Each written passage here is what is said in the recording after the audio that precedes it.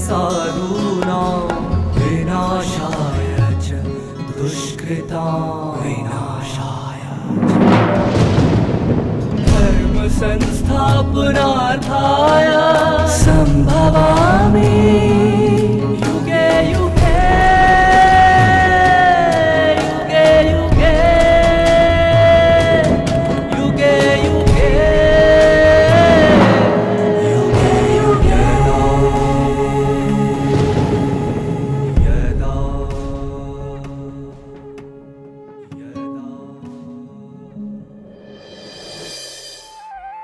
मनुष्यात्मा परमात्मा एवं सृष्टि चक्र तीनों अनादि अविनाशी हैं। सृष्टि चक्र का आरंभ सतयुग से होता है, जब आत्मा सात्विकता से संपन्न होती है। जैसे जैसे सृष्टि चक्र आगे बढ़ता है, मनुष्य के कर्म व्यवहार सात्विक से परिवर्तित होकर राजसिक और फिर तामसिक होने लगते हैं, जिससे आत्मा अच्छे बुरे, सही गलत व सच झूठ का भेद समझने में असमर्थ रहती है। परमात्म ज्ञान आत्मा की सात्विकता को जागृत करता है, जो कि आत्मा की सद्गति की सीढ़ी है। ओम शांति। कर्म कर्म फल से न्यारे, न करने वाले न लिपायमान होने वाले स्वयंभू सर्व मनुष्यात्माओं के ऊपर सदैव प्रीति की वर्षा, प्रेम की वर्षा करने वाले, कर्म योग के माध्यम से मनुष्यात्माओं को कर्म इंद्रिया जीत बनाने वाले, करन करावनहार गीता ज्ञानदाता परमात्मा के असीम कृपा से उद्बोधित ये गीता ज्ञान। इस अध्याय में सात्विक, राजसिक और तामसिकता की जो मनुष्यात्मा के ऊपर प्रभाव है और होना चाहिए, उसके प्रति हम परमात्मा के भगवानुवाच सुनते जा रहे हैं। कर्मणः सुकृत्यस्याहुः सात्विकं निर्मलं फलम्, रजसस्तु फलम दुःखम अज्ञानम तमसः फलम। मनुष्यात्मा कर्म करता है, सुकृत्य करता है, सात्विकता का निर्मल फल प्राप्त होता है उसे। राजसिकता से करने से दुख का फल मिलता है और तामसिकता से कर्म करने से अज्ञान का फल मिलता है। आजकल एक ही मनुष्य तीनों तरह के कर्म करने वाले भी मिलेंगे, एक ही काम को तीन तरीके से करने वाले भी मिलेंगे हमें, क्योंकि कलयुग की इस दुनिया में तामसिकता का बोलबाला है। न चाहते हुए मनुष्य इसके घेरे में आ जाता है। मनुष्य आत्मा को अपने कर्म, सुकर्म, सुकृत्य, सुकृतस्याहुः सात्विकम निर्मलम फलम, जो मनुष्य सात्विकता से पूर्ण सुकृत्य करता है उसे निर्मल फल की प्राप्ति होती है। पहले तो सुकून की नींद आएगी, मानसिक शांति मिलेगी, सबके प्रति प्यार बढ़ेगा, उसके प्रति सबका प्यार बढ़ेगा। लेकिन आज की दुनिया में जो भी मनुष्य करते हैं ना, दिखावे के लिए करते हैं। कोई बहुत दान कर रहा है तो समझिए उसको अगले इलेक्शन में खड़ा होना है, ऐसी मानसिकता हो गई है। मेरे पास ज्यादा है, मैं दूसरों को दूंगा, लेकिन देते समय दिखावा क्यों करते हो? सभी को प्रसिद्धि की पागलपन लगी हुई है। जिसके लिए मनुष्य करता है। पहले जमाने में मनुष्य स्वर्ग प्राप्ति के लिए करता था, आज की जमाने में प्रसिद्धि की प्राप्ति के लिए कर रहा है। या तो कोई बड़ों के मतलब नज़र में आने के लिए, हमारे एरिया के एमएलए के नज़र में आ जाए, या सीट देने वाले के नज़र में आ जाए, फलाने के नज़र में आ जाए, या फिर कोई संघ संस्था में काम कर रहे हैं तो उस संघ के बड़े औहदे मिले हमें, इसलिए हम दान पुण्य करते हैं। हमारे पास जो है उसे हम अच्छे मन से दान करें, उसके आधार से जो अच्छा मिलना होगा, कर्म का फल कोई किसी का रोक नहीं सकता। वो कोई गवर्नमेंट पॉलिसी नहीं, दूसरी पॉलिसी बदल दी, आपका पगार रोक दिया, ऐसे नहीं होता है। परमात्मा के बनाए हुए इस अद्भुत सृष्टि नाटक में कोई किसी का कर्म फल रोक नहीं सकता, लेकिन उसका ज्ञान भी होना चाहिए ना। एक बहुत सुंदर पंचतंत्र की कहानी सुनी थी। एक राजा है इंद्रदन्य, वो राजा की स्वर्ग की प्राप्ति होती है मरने के बाद, स्वर्ग में आराम से रह रहा होता है। कहानी है, मेरे से ये नहीं पूछिएगा स्वर्ग कहाँ है। स्वर्ग में वो आराम से रह रहा होता है। एक दिन स्वर्ग का चौकीदार आता है, कहता है आज से आपको स्वर्ग से निकलना है, भूलोक लौटना है। उसने कहा मैंने इतना दान पुण्य किया मेरे जीवित काल में, तो मुझे क्यों निकाल रहे हो? तो कहता है तेरे राज्य में जाके देख, कोई तो तुझे याद रखा होगा, अगर कोई ने याद रखा है तो तुझे फिर से स्वर्ग में एंट्री मिलेगी, लेकिन अगर किसी ने याद नहीं रखा है तो तेरे को स्वर्ग में एंट्री नहीं मिलेगी। तो वापस लौटता है अपने राज्य में। 2-3 पीढ़ियां चली गई हैं, कोई इसे पहचानता नहीं है, इसके नाम तक किसी को पता नहीं है। किसी ने कहा गांव के बाहर एक कछुआ रहता है बहुत पुराना, शायद उसने याद किया रखा होगा, उसे पता होगा, हमें किसी को पता नहीं है। तो बाहर पहुंचता है, कछुए से पूछता है, तो वहां बहुत बड़ा तालाब, उस तालाब में कछुआ रहता है। कछुआ कहते हैं हाँ मुझे याद आया, एक राजा था, बहुत स्वार्थी था, अपने स्वर्ग प्राप्ति के लिए पता नहीं वो सभी गोदान ये दान करता था, लेकिन उसकी स्वार्थ थी कि मुझे स्वर्ग प्राप्ति हो। बेचारे गाय जो यहाँ पर बहुत अच्छी तरह से रह रहे थे, उसको किसी को दान दे देता था। वो गाय बैल खींच खींच कर ले जाते थे दान लिए हुए लोग, उनके खरपुट पैर से वो ऐसे खोदते हैं ना, ऐसे करते करते हजारों गाय जब ले गए, तभी ये एक खड्डा सा बन गया शहर के बाहर। एक खड्डे में पानी ठहरने लगा तो ये एक तालाब का रूप ले लिया।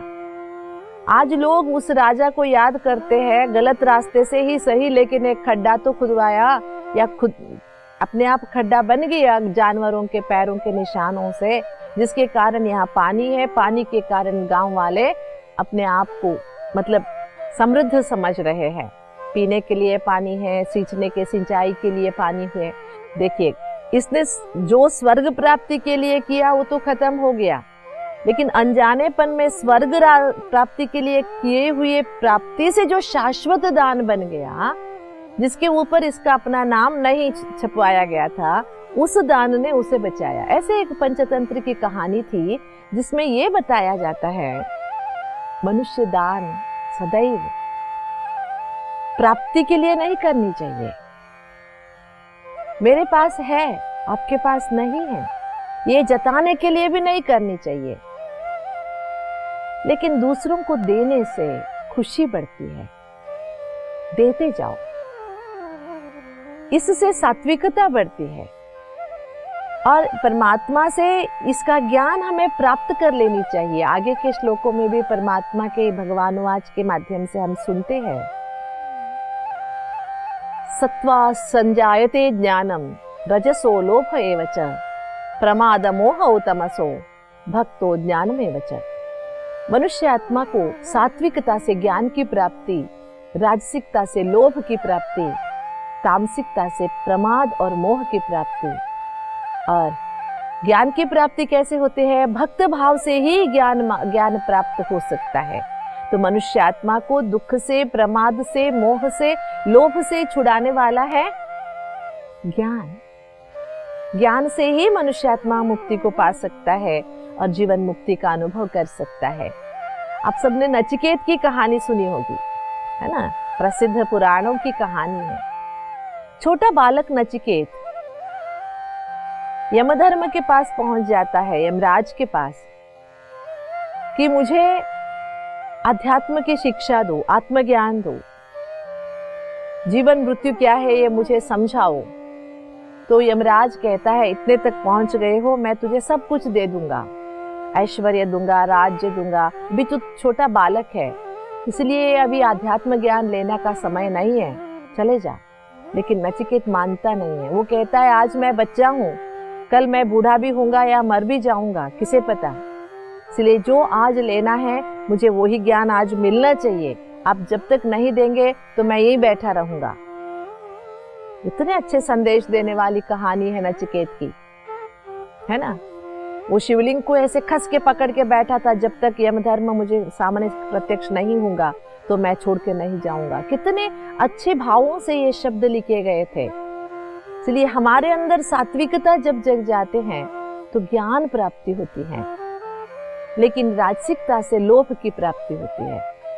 वही जैसे देखिए हमारे अंदर ज्ञान आ गया, ज्ञान आने के बाद अगर हम राजसिक बन गए तो उस ज्ञान से कैसे लाभ लिया जाए, किसी को कैसे टोपी पहनाए, ये सोच चलता है। फिर ये लोभ के प्रीति पीछे जो काम क्रोध आदि विकार आ जाते हैं, इससे हमारे से गलतियां हो जाती है, प्रमाद हो जाते हैं और मोहवश हो जाते हैं। कई बार हम क्या करते हैं, अपनों से किए गए, अपने जो होते हैं, अपने जिसको हम कहते हैं, उनसे हो गई बड़े ते प्रमाद को भी ढक देने की कोशिश करते हैं। ये कारण है मोह। इसलिए भगवान कहते हैं जंजीर तो जंजीर है, लोहे की हो या सोने की, कोई भी जंजीर में बंधना नहीं चाहिए। सोने के पिंजरे में रखो या लोहे के पिंजरे में, पिंजरा तो पिंजरा ही है ना। स्वतंत्रता नहीं कहेंगे उसे, बंधन ही कहेंगे। इसलिए अपनों का बंधन हो या आजकल दुनिया में यही तो चल रहा है। इसलिए कहते हैं किसी के घर से बंदर ने माखन लूटा था, खुद तो अच्छी तरह से खाया, बाजू में एक कुत्ता बैठा हुआ था, उसके मुंह पर भी रखा दिया और खुद भाग गया। तो डंडा खाना पड़ा कुत्ते को। तू घर के अंदर आके माखन खा के जाता है, इसलिए अच्छी तरह से डंडा पड़ा। ऐसी कहानियां बचपन में सुनाते थे, जी हाँ। लेकिन किसी की गलती हम ढक रहे हैं, ये भी तो प्रमाद है, ये भी तो मोह है। इसलिए भगवान कहते हैं ज्ञान ही मनुष्यात्मा को सात्विकता की ओर ले जाती है और ज्ञान के कारण ही मनुष्य के मन में प्रकाश उत्पन्न होता है, अच्छे बुरे का, सच्चाई और झूठ का, क्या करना चाहिए क्या नहीं करना चाहिए, सही गलत का। उसके अंदर प्रकाश जब पैदा होता है तभी वो सात्विकता के मार्ग में आगे बढ़ सकता है। ऊर्ध्व गच्छन्ति सत्वस्था मध्ये तिष्ठन्ति राजसाः जगन्या गुणवर्तिस्था अधो गच्छन्ति तामसाः। बहुत सुंदर तरीके से ज्ञान का प्रभाव क्या है, अर्थात सात्विकता से ज्ञान प्राप्ति होती है, फिर राजसिकता से लोभ और तामसिकता से प्रमाद और मोह। ये समझाते हुए इनकी स्थितियां क्या है, ये कहाँ रहते हैं, इसकी वास्तविकता क्या है, इसका भी ज्ञान परमात्मा ने यहाँ स्पष्ट किया है।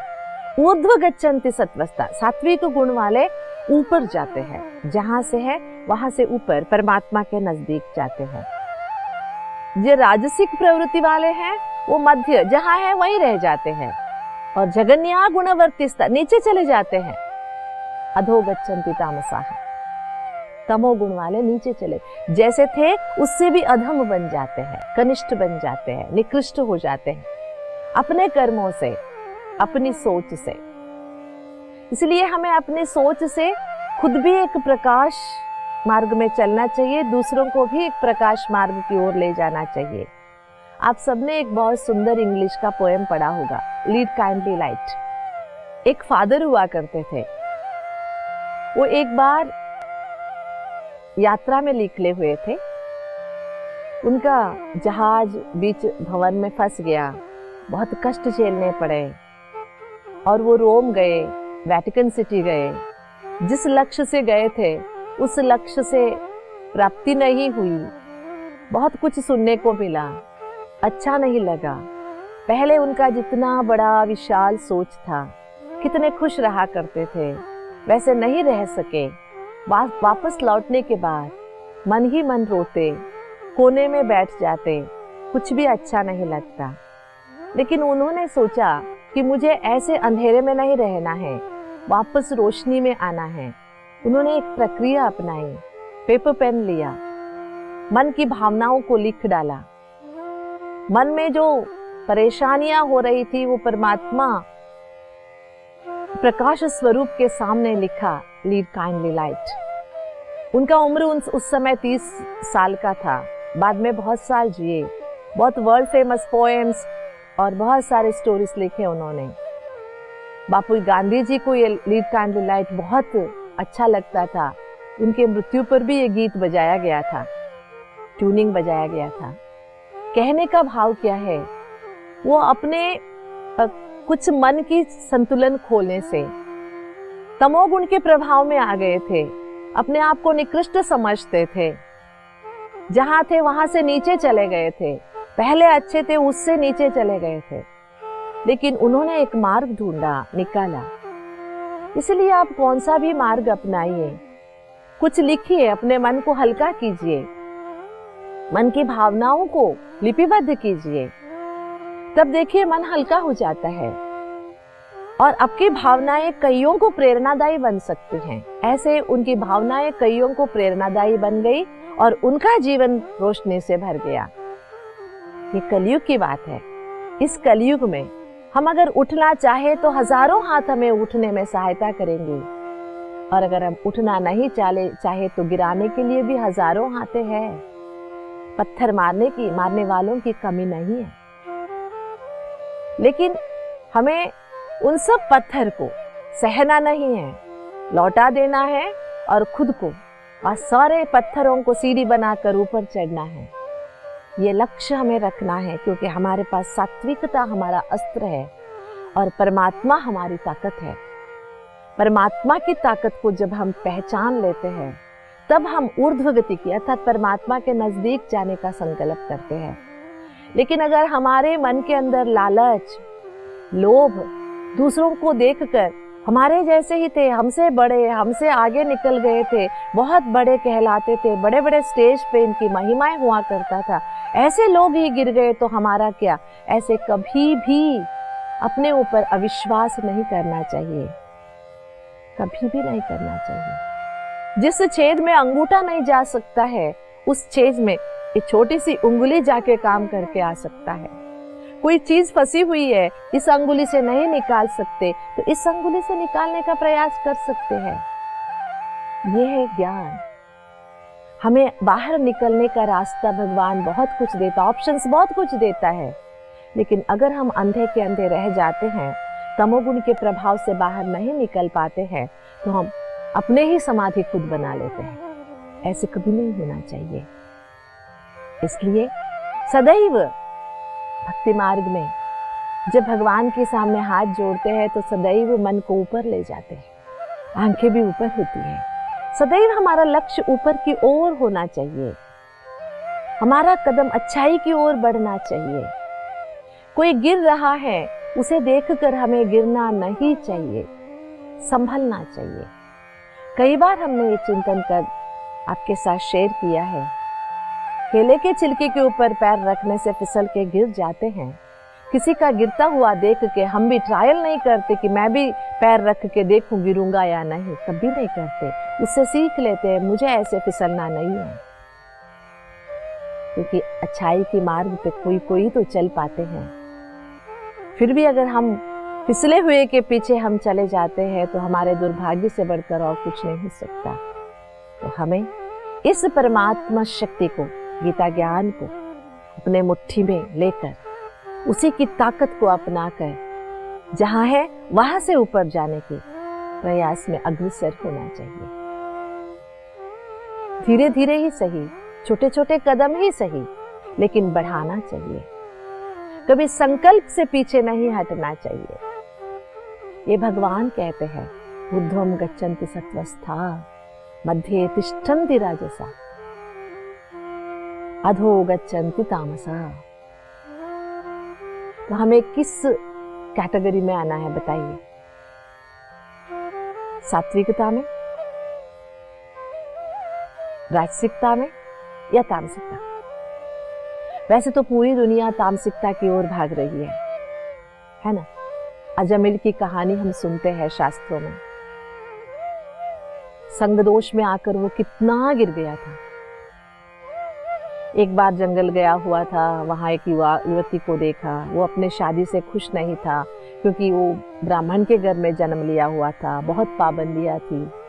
वो जिस युवती से उसका प्रेम आकर्षण हो गया, उसने इसे मांस खाना, मदिरा पीना सब सिखा दिया। फिर भी उसने आगे बढ़ने की रास्ता ढूंढ ली। भगवान के नामस्मरण से उसे भगवत प्राप्ति हो गई। ऐसी कहानी सुनते हैं।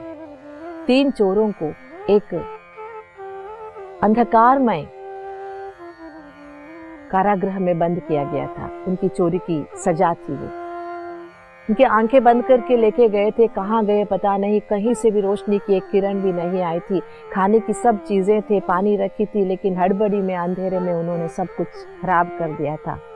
कोने पकड़कर बैठ गए। अब क्या करे, जीवन यही खत्म हो जाएगा। लेकिन एक ने हिम्मत नहीं हारी। उसने कहा, नहीं, मैं दीवारों को कान लगाकर सुनूंगा कहाँ से आवाज आता है।